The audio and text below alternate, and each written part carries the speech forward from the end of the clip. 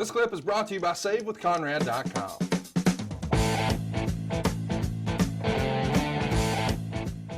Chris Benoit, Booker T, best of 7 series. This is match number 1. Sharmell is with Booker T. Of course, these guys had a best of 7 series in WCW, and this is for the U.S. title. Wade would say they paced themselves for a lengthy match, settling into submission holds at 5 minutes. They eventually really get going. He's going to signal for the top rope headbutt. Sharmell's going to jump onto the apron and yell at Benoit. Benoit decides to yell back, giving Booker time to catch him on the top rope. Benoit punches it out and then headbutts Booker to the mat. He goes for the headbutt, but Booker rolls out of the way, and the crowd is really into it at this point. Booker then uses an Oklahoma roll to pin Benoit, and Sharmell is going to hold Benoit's leg to prevent the kick out. 3 stars. And Wade would say nothing we haven't seen before, but well executed with decent pacing. These two guys, especially in this era, were big pals of yours. I'm sure you really enjoyed this one. Loved it. And this was something that both Benoit and Booker pitched, that they wanted to work with one another and thought that the best of 7 series they had in WCW was good and wanted to repeat it. So let's go for it, and had confidence in both talents to be able to not disappoint. And I don't think that they disappointed in one single match that they had. Let's talk about the next match here on the show. I guess before we do though, let me ask, when did you realize Sharmell was going to be such a good fit for Booker T? Because that's not always the case when you have somebody, you know, as a newfound part of an act. Sometimes it works, sometimes it doesn't. It sometimes complicates things when there's a real life relationship outside of the ring. What do you think? Let me educate you on Miss Sharmell Huffman. Sharmell was one of the Nitro girls, and she had done some valet work or things like that in WCW. But when, you know, we purchased WCW and what have you, and Sharmell wasn't doing anything, Sharmell would call me practically every single week. And every single week I'd tell Sharmell, hey, Sharmell, I don't have anything for you right now, but again, this is not a no, it's just a not now. And keep in touch with me, something will come up. And I'll be damned if something didn't come up. And it was Sharmell's persistence and her positive attitude that got her in the position to say, well, why don't we try this with Book? And they had a relationship. It was gold. There was obviously natural chemistry there. So you felt that. And Sharmell is just a natural reactor, I guess is the best way to say it. I'm not going to call her an actress, even though she is a damn good actress, but she was able to react beautifully, and the chemistry between her and Booker, you could feel it was a natural. It was just an absolute natural, but it all just speaks to the persistence and the never quit attitude of Sharmell. A testament to her for sure. Did Booker like the idea of turning heel and his wife being sort of the catalyst for it?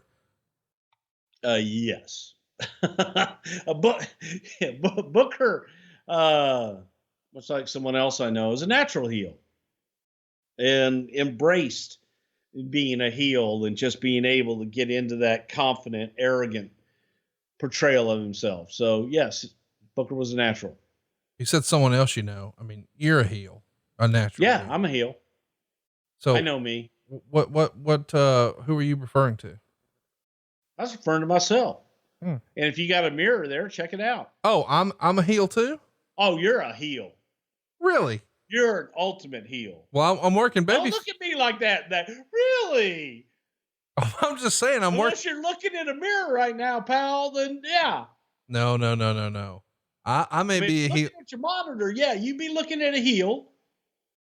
But if you got like that little box like I do up in the corner where you can see yourself, You might got two heels there.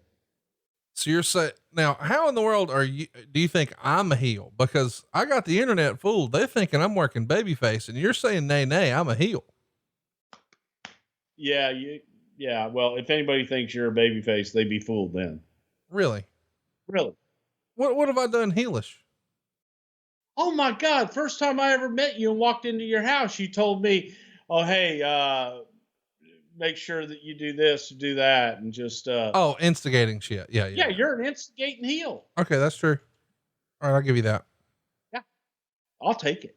By the way, the story is, Bruce came to visit, and it just so happened Alabama was playing Texas A&M, and I had a whole home theater area full of Roll Tide Alabama fans. And so Bruce and I are in the downstairs den right by it. And, it's got like stadium seating. It's got about only have about 13 rows, about 12 seats on each row.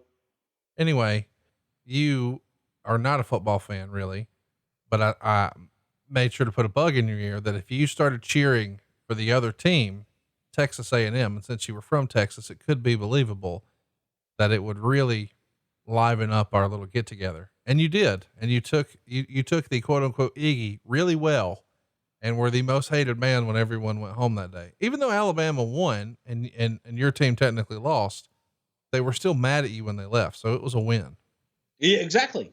Yeah. Just the way I wanted it. Worked out. Yeah. In hindsight, Lord, I hate to break it down like this. In hindsight, would it have been a good call to have Benoit go over in this first match, given the, how the relationship he had with Eddie Guerrero and that fans at home knew that? Do you think it would have been like another little feel good moment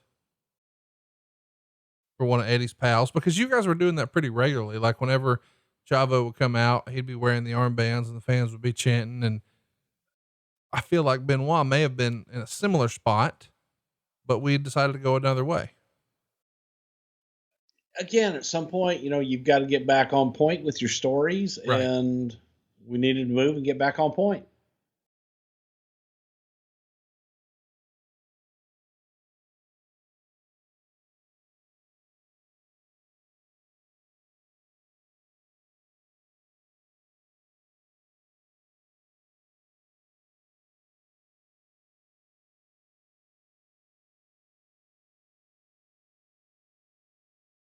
Hey, it's Conrad Thompson. Thanks for checking out the podcast here on YouTube.